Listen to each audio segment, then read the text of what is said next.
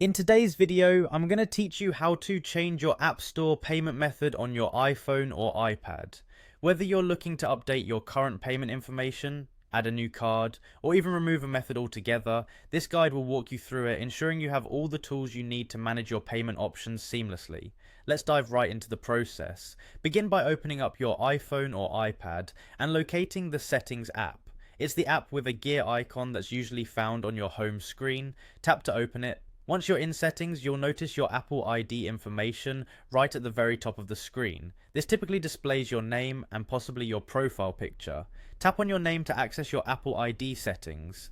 Next, you'll want to look for the option labeled Payment and Shipping. When you tap on this, you may be prompted to sign in to your Apple ID for security reasons. Just enter your password or use Face ID or Touch ID to continue.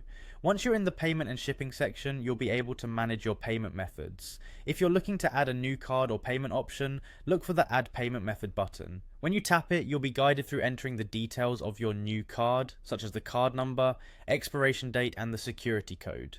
Make sure to have these details handy to make the process quick and smooth.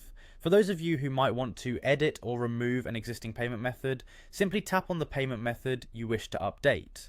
From here, you can make your necessary changes, whether that's updating an expiration date for an existing card or removing a payment method entirely if you no longer use it. A quick tip here is to ensure that your billing address is accurate and matches exactly with the payment method's billing address.